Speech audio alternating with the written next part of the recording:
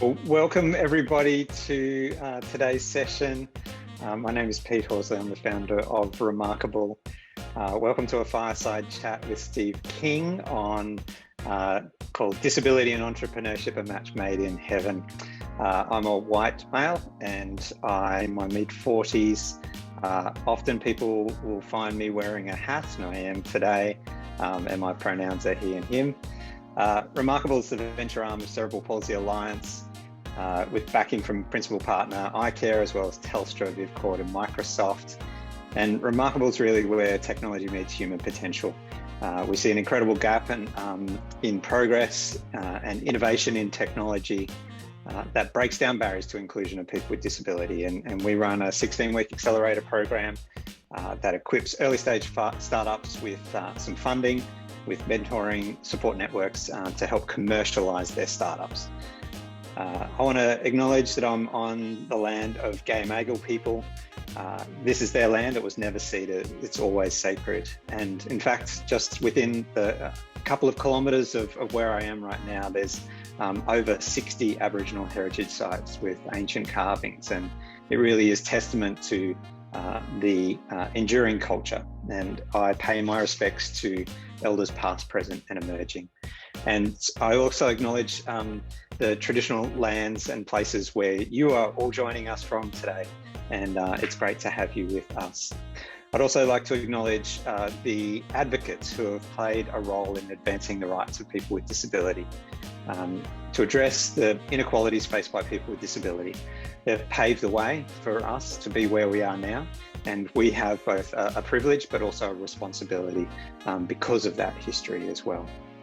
So today's fireside, Disability and Entrepreneurship, is part of Spark Festival.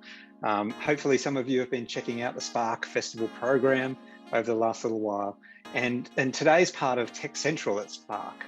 So Canva's offices that Steve's a part of are right in the heart of Tech Central, Australia's innovation engine.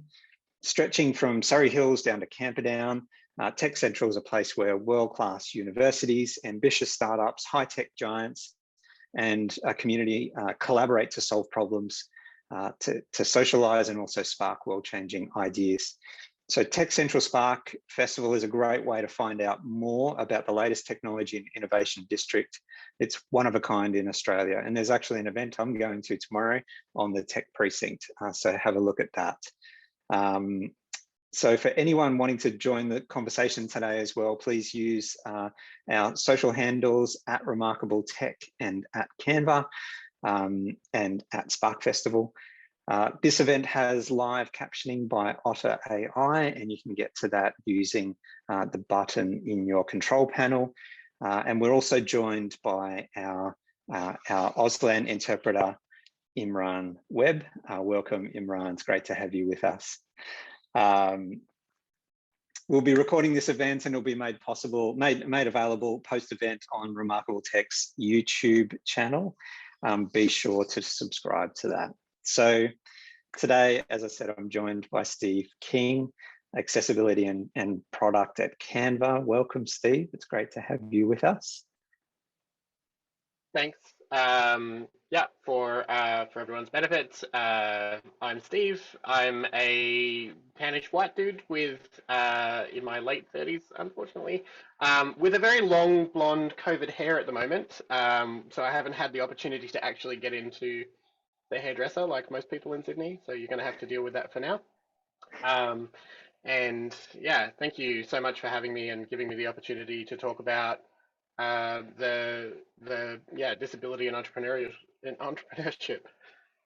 That's awesome, Steve. So let's get into the fireside. Obviously, we're not together in person, but we've known each other for a little while now. So I'm looking forward to this conversation.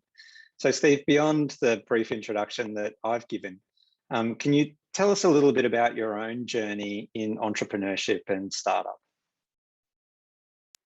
Yeah, so for me, like I said, I'm really thankful to be invited to talk through my experience and some of the things that I've been working on. I was lucky enough, I guess, to have been involved in the startup community for a really long time and see it evolve. But I'm even more excited to see that diversity and inclusion is being more talked about and more included of all things in everything that's happening in the community now. So yeah, just really excited about this opportunity.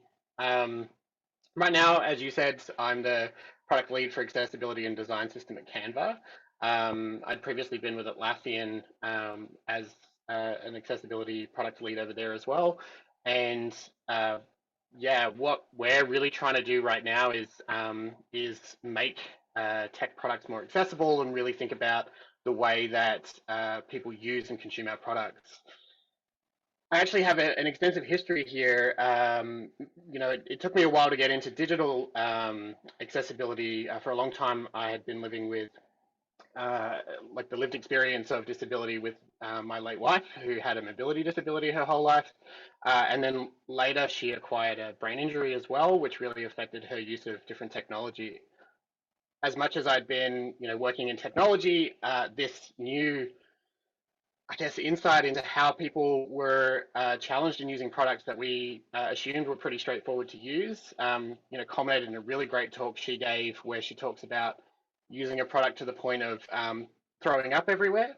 And it really made me rethink the way that we actually design products as much as for people with screen reader users or switch control users, as well as cognitive load and other things. And I realized that actually that patterns in a lot with my lived experience with and struggle with neurodivergence and the distractions and other aspects of I guess coping with using some products that we see. So it's been a really interesting journey into the digital inclusion side of things and really advocating more recently for that in product design.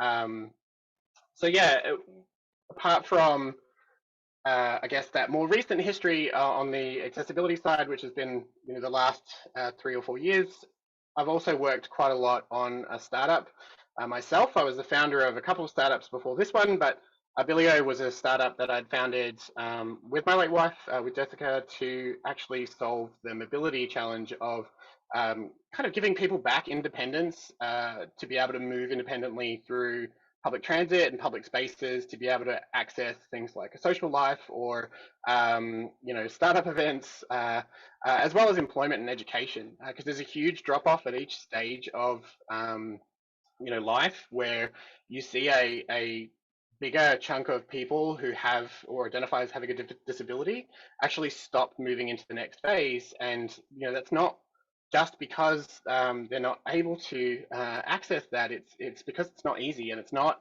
made easy. So Abilio was actually founded in 2013 as a result of us actually facing this challenge in our own house, where we were really limited with where we could go and what we could access, and trying to access events and education became problematic. So Abilio kind of came out of that frustration, which is, I guess, where all good startups come from. And so having been initially a primary support person of a person with a life-threatening disability, I also take a really I've always taken a keen interest in actually solving this particular space and using my own experience and my own technology connections to help do that, which is kind of what led to the startup in the first place. I also advocate quite a lot into other startups. When I'm mentoring someone or when I'm talking to other startups, I often chime in on the things that I notice from that lived experience, and also try and connect people out to other people with lived experience to talk through more of those experiences and actually bring that knowledge into those organizations directly from people who are experiencing it, or professionals in it. Much as I love to advocate in this space, there are so many talented and really well-versed people that can share so much more information in these areas. And what I'm really trying to do is, connect them through. I My think startup journey has been a weird one. Like I said, Abilio was the latest one.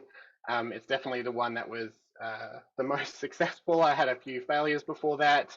But what I actually really loved about doing them was often they came out of ideas that were problems that we were experiencing, or problems that people around us were experiencing that we saw, and we got an opportunity to solve those.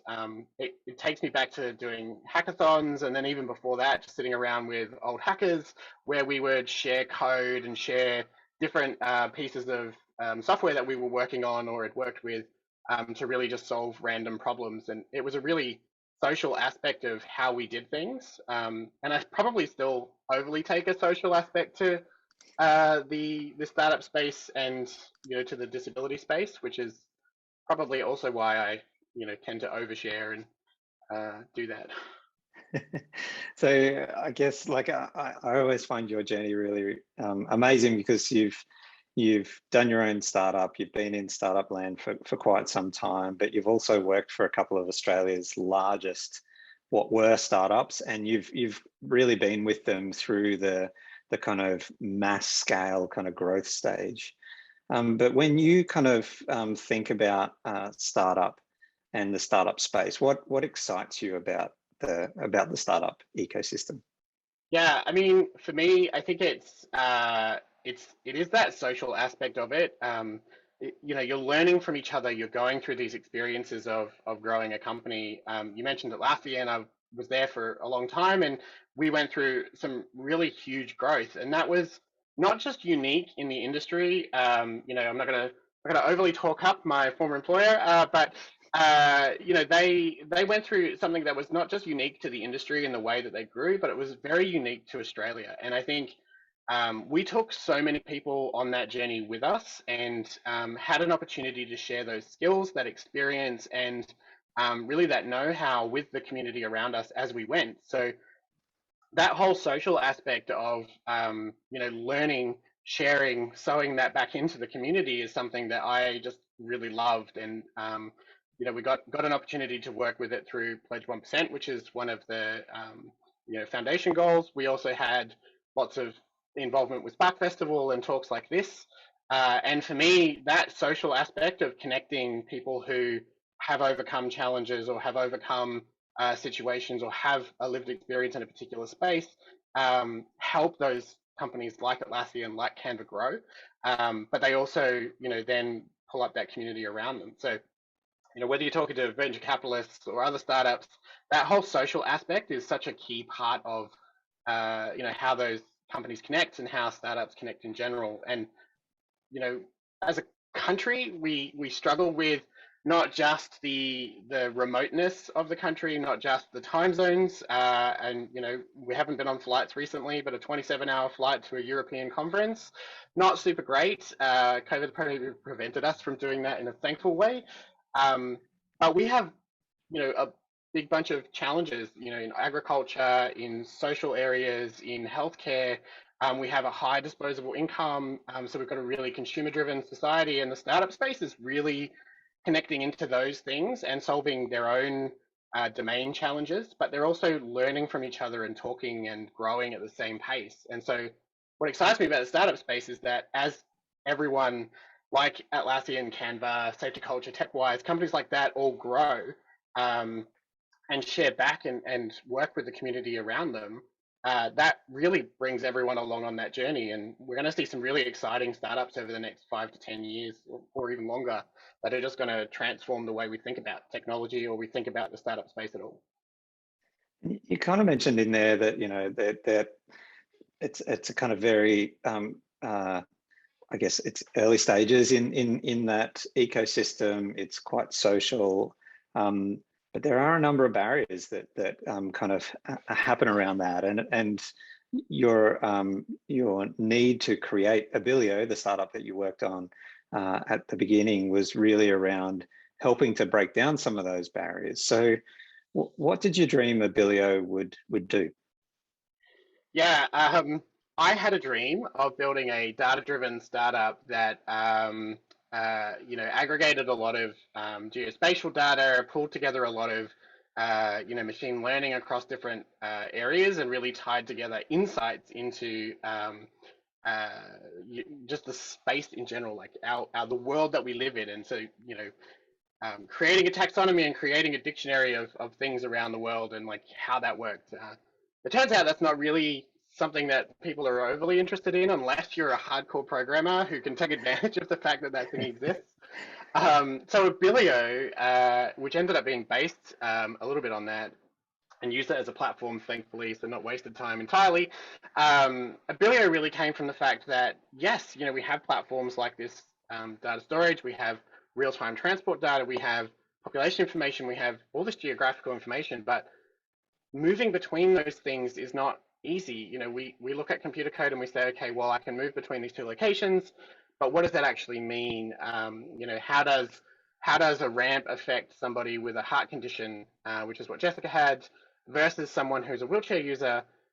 Because those two outcomes, depending on the amount of distance that they cover or the type of topography that they're covering, might end up in two very different results. You have powered chair users and you have non-powered. You've got ramps that are very short. You've got 3 stairs or 5 stairs, and in some cases, these are obstacles that might affect one person and not another, and might really adversely affect one over the other. That makes it just impossible to access that facility. So Abilio came from that fact that we really wanted to solve not just the access problem of, is this place accessible, because you can call up and you can ask, do you have a ramp, do you have stairs, do you have a lift, is seating upstairs if you're going to a new restaurant.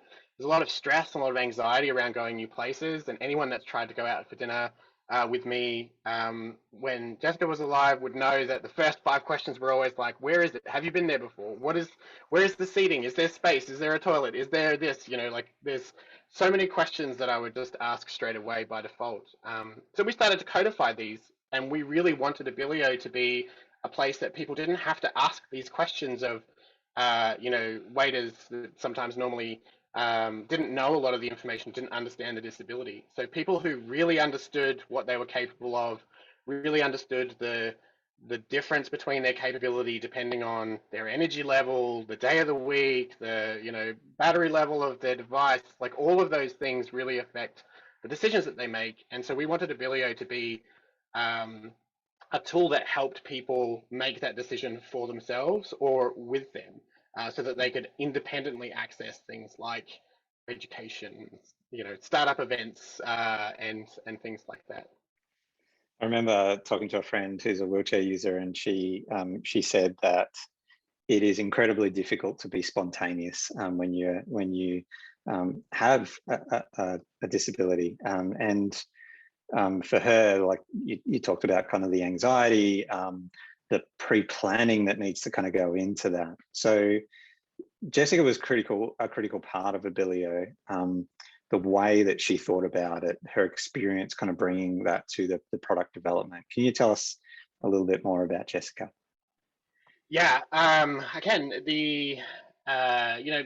Jessica obviously lived with a heart condition her whole life.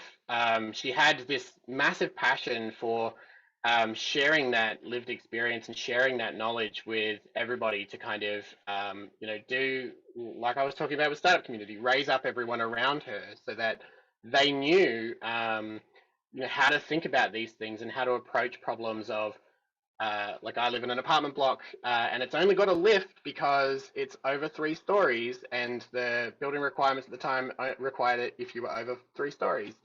Um, and things like this only come about because of people who share their lived experience. And Jessica was really big on doing that, sharing her challenges and her obstacles, and the things that worked, the things that she got excited about. I remember a talk, and I hope he's on the call. I remember a talk that she gave about her dad, where she talked about the geriatric and using technology, and it was a really insightful talk into, again, that lived experience of having to troubleshoot with another person, but bringing that back to the simplicity of being able to think about it in the design process or the product implementation stage.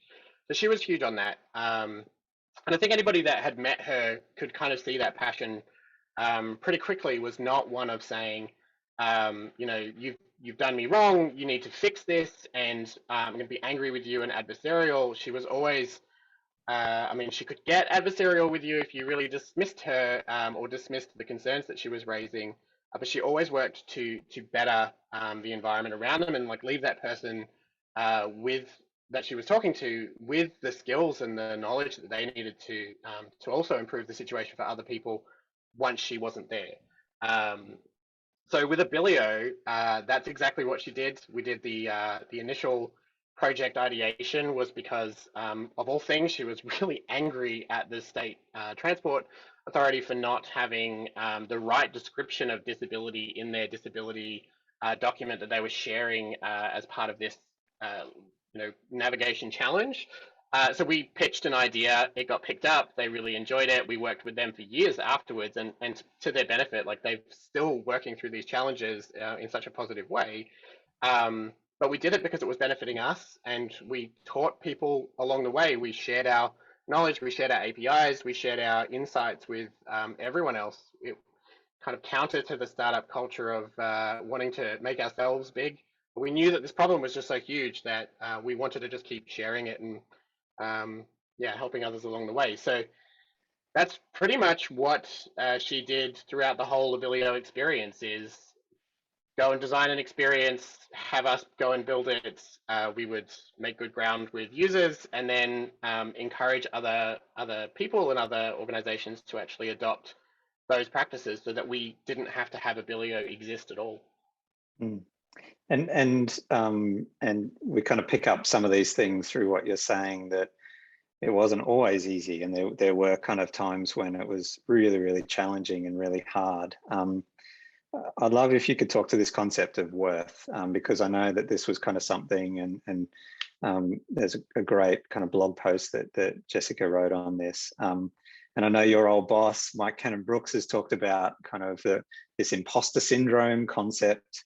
But I think it's even deeper than that about, am I enough? Do I belong here? Is my contribution worthy? And I just wonder if, I know that there's some of the things that Jessica dealt with and that, many other people deal with as well. Can you talk a little bit to that concept? Yeah, I think it's easy when you've got, when I say easy, I think it's easy to see when you're kind of living it day to day that people don't think about the situation that you're in. And in her case, not being able to independently access things like education affected her from really young. Um, she needed a car to get to high school. She needed help to get around university campuses. In the days before COVID, even jumping to events would mean that, forget spontaneous, even planned events. You can plan an event to the nth degree and still get halfway through the journey and go, actually, I need to tap out now. Like too tired, got to go home.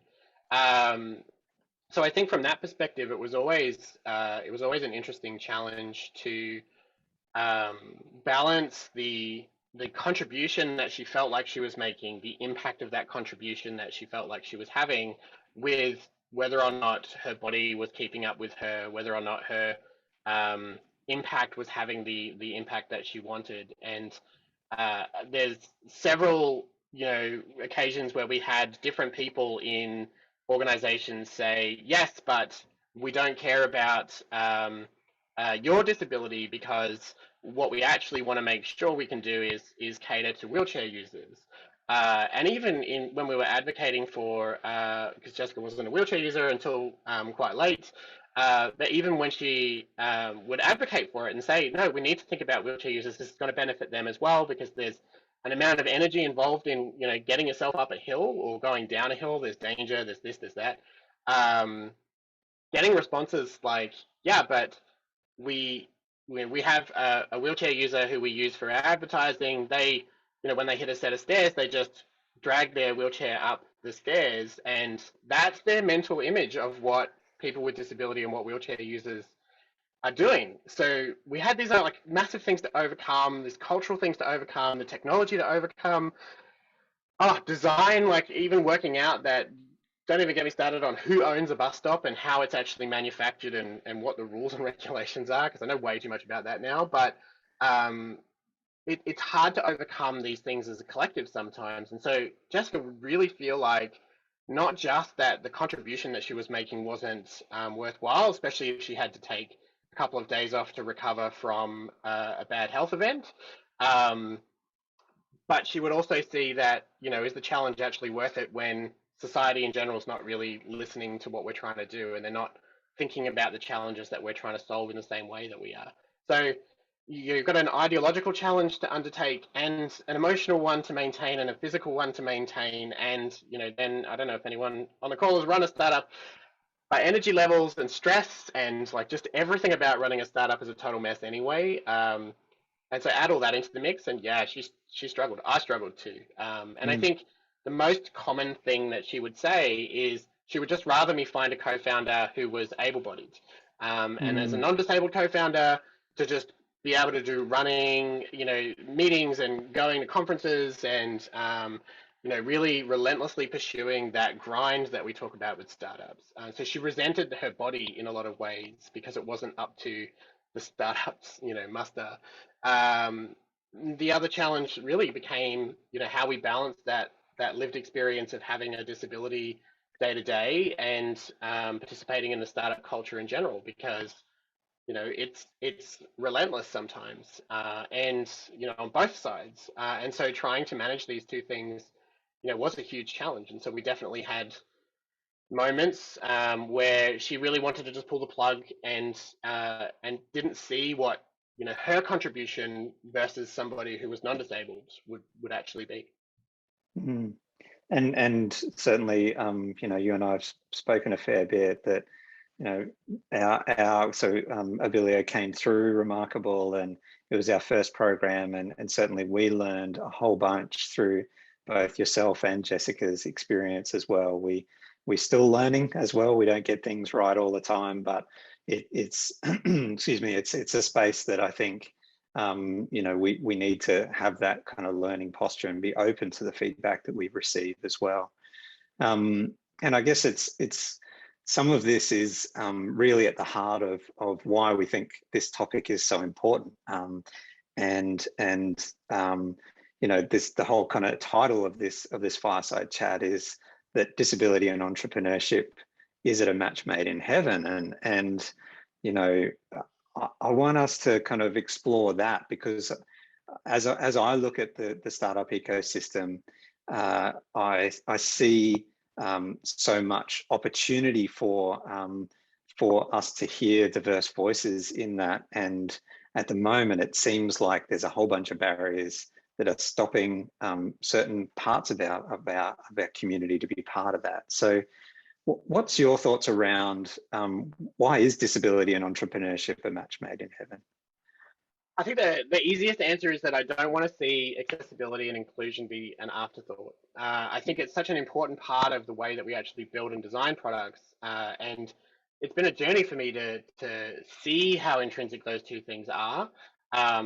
Yes, I always thought about it when we were building stuff out, and when we were, when I had the challenges of trying to build a product that was accessible. We got a lot of flack for not making it screen reader accessible, and Abilio was not screen reader accessible for a long time.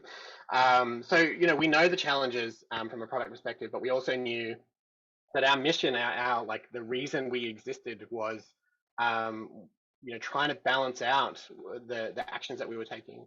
I think through that and over the years, I've realized that if we actually do that really early, if we make and I don't mean to kind of minimize it, but if we normalize disability across the startup community and across the employment community, then we don't have to think about the challenge of, well, what is this experience like for someone who's a screen reader user? What is this experience like for someone who's a switch control user? Or what is this physical experience like for somebody who has, an impaired grip? Or what is presenting a slideshow like for somebody who's deaf? Like, there's so many experiences that are just so subtly different, but have an incredible impact on the people that it affects. So for us, it's just this minor little thing. I mean, I asked you before the call, is the background too noisy? For me, it is. For most people, it's not. And I would be totally distracted by what's going on behind me. But from that, those kinds of things, we can start to think about how, we better the products and how we make things better. So I think it's a really great match for that reason, but I also think it's a great match because co-design just has to be the way we do things. So it's not even just about it being more inclusive in our hiring, being more inclusive in the teams that are actually building this stuff, but also including people intentionally to co-design experiences. And you guys have worked on this before, which is part of the Designathon experience. But I'll give you a really good example. The transplant team at one of the major hospitals here in Sydney had a really big challenge of the amount of work involved in actually doing a transplant workup. You can imagine that not just being an entirely stressful event for the person that is going through that process, but just the sheer amount of appointments, prioritizing the tests, everything that's involved in doing the pre-transplant workups, like 30 something medical tests and like dozens of appointments. Then trying to also coordinate that with another human being, then also trying to manage the stress of going through the transplant process, and then trying to spend time with your transplant team to actually feel comfortable with that process. Now, flip that around, the transplant team are also trying to manage this whole process, but then also try and bring in empathy to actually show a connection with their patients and actually build a relationship with them in a really short, stressful space of time.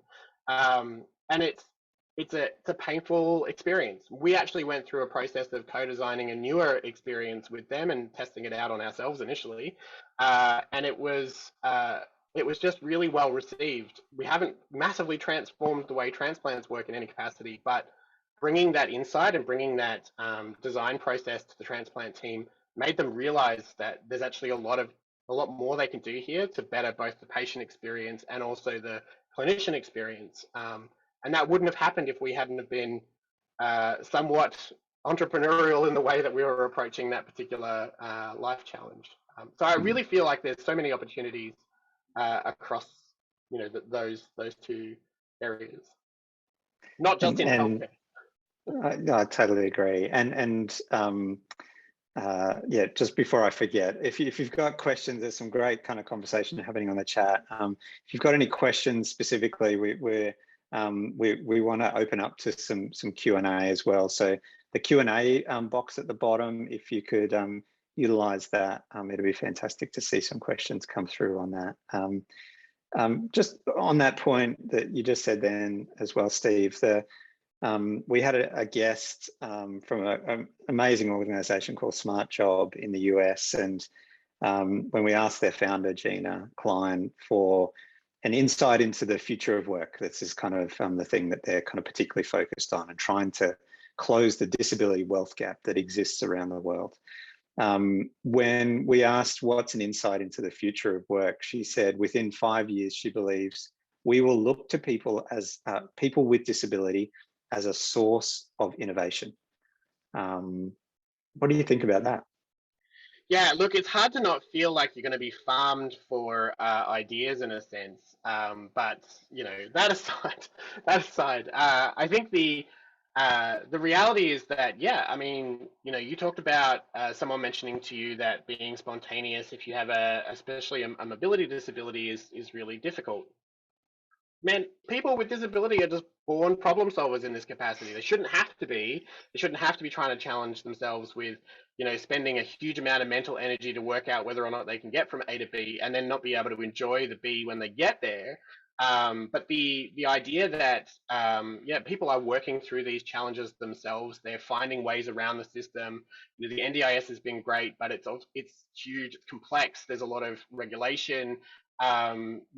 I think people with disability who have had to navigate these systems have a really interesting insight into both what value they need to get out of it and what efficiencies can kind of exist there. The patient experience one's a great one.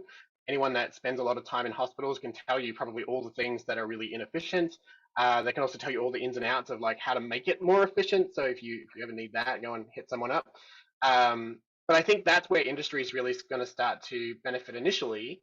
And then eventually seeing people who are solving government relation problems and navigating legislation and navigating big programs like the NDIS, that mindset, that problem solving is a transferable skill. You can learn that, and they've learned it through necessity. And people with disability then applying that into other capacities are really then only limited by their interest in that area and whether or not they actually care about where they're applying it.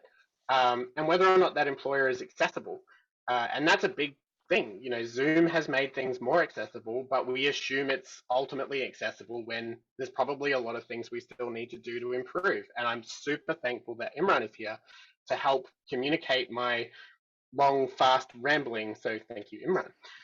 But there is a lot of other things we need to do. How do we collaborate in teams when we do things like software teams where we need to exchange ideas rapidly in a an envisioning like scenario? How do we do things like stand up? How do we do things like like today we did a vision kind of board thing. Like, how do we actually set vision in a collaborative environment when there are people with different accommodation requirements across the board? You know, so I think there's so many other really interesting areas where we've seen already seen improvement, and we will continue to see some. I actually really love, and again, I'm not intentionally big noting Atlassian, but I just like we spent so much time there. I think it's just an easy win.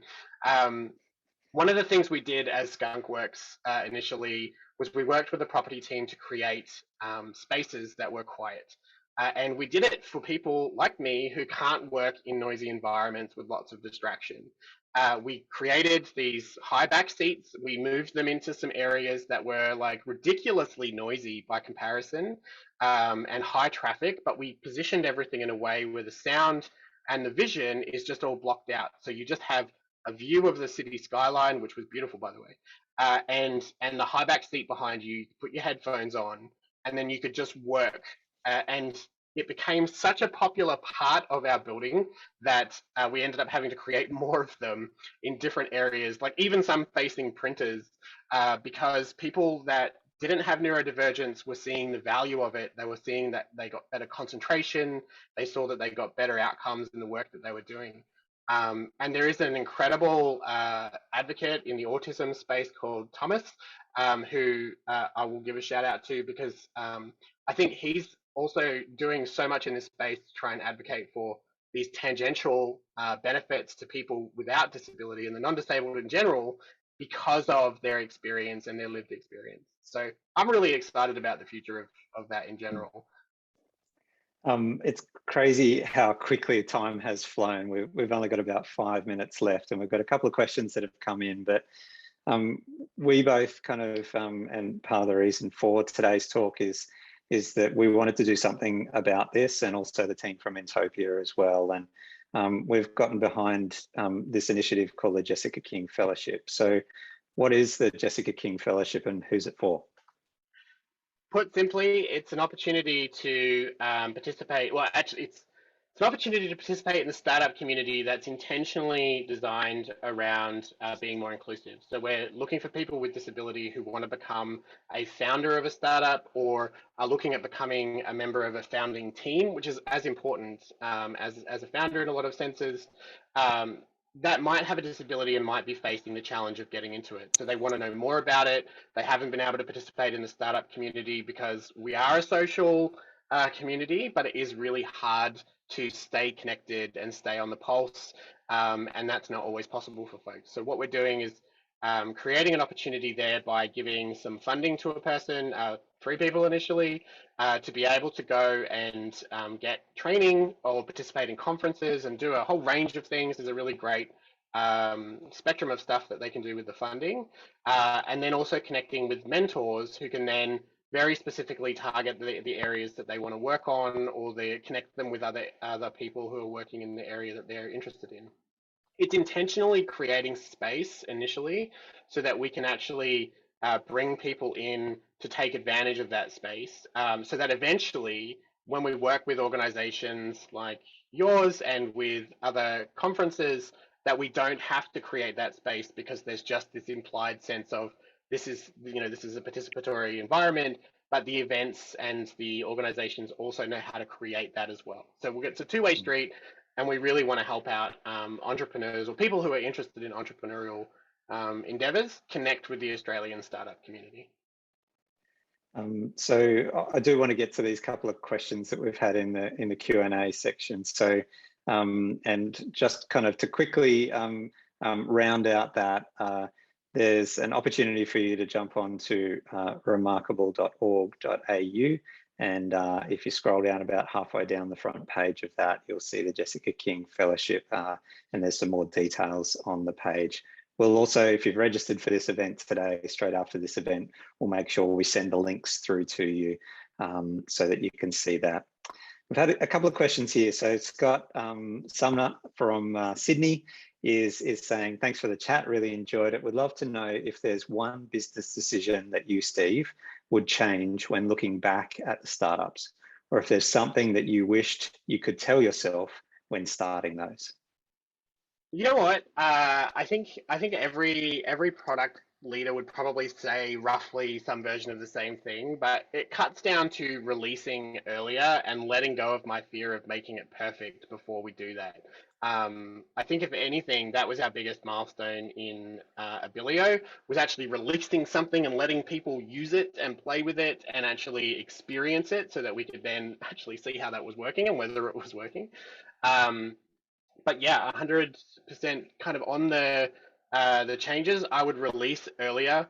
I would release more often, and I would have more confidence around that. I think it's a huge internal drain to think about, is this perfect? Will people judge me? You know, it's a piece of garbage. People are going to hate it. Like all of that is Mike's. I saw someone pasted Mike's Mike Cannon-Brookes's TED Talk. Listen to that, because I mean, you know, you see that in a person that's leading you know, multi-billion-dollar company. If you're a startup and you're struggling with the same things, just release something and let people complain about it and make it better. That's what I would change. Release it earlier. That's awesome. And in the 1 minute that we've got left, what are some of the tactics? This is from Andrew from Maslow. What are some of the tactics that startup teams can employ to ensure their collaboration and work culture are as suitable as possible for people with disabilities? Yeah, I think it's straight away, I would say bring someone in who can help you understand more about particular accommodation requirements, but think yourself about things like, is the way I advertise my roles accessible? Is the way I ask them to apply accessible? I'll give you a really simple example of when you're talking about things like coming in for interviews, or 6 to 7 interviews in a row that are an hour to 2 hours each that are hugely mentally taxing. You know, just lay it out ahead to the person and say, this is what we're kind of thinking the interview process will look like. This is roughly how long we think it will take. What's the best way to get you through that process? Because ultimately the idea is bring a person into the organization. And I think that whole process is something that we see is still pretty adversarial as an industry. We want the best people for sure, but there's a lot of ways to find that person without it being, you know, YouTube or Netflix challenge that we kind of put them through. But I would just say, you know, really engage other folks, talk to talent people that have got experience in accessible hiring, and bring people who have the skills that you need in that best match the experience that you want to hit, and really listen to them and get them to open up about their experiences if they want to. As someone who struggled with neurodivergence and talking about it, I very openly shared it at Atlassian for a really long time, and I shared all of my experiences and everything I learned. And I think other people in the organization benefited from that. But that's not necessarily why I was hired. Well, I hope it wasn't why I was hired, but you know, I still had other value and I still had other contributions to make, and that just happened to be one that I helped unlock a little bit. Well, Steve, thank you for your thank you for sharing. Thank you for your vulnerability, and we're excited to see where the Jessica King Fellowship does go. We're excited to see how that develops over time. So want to thank everyone for joining us today for this session as part of Spark Festival. Please go have a look at all the other amazing events that are happening throughout Spark, including the Tech Precinct one tomorrow. Thank you to Imran Webb, our Auslan interpreter. Appreciate you being with us today. But thank you mostly to you, Steve, for being part of this and for championing this kind of initiative. So applications are open now. For the Jessica King Fellowship, you can go to Remarkable. I know some people have posted that in the chat. And as I said, you'll get an email after this to confirm what that link is as well. This recording will be made available on Remarkable Tech's YouTube channel as well.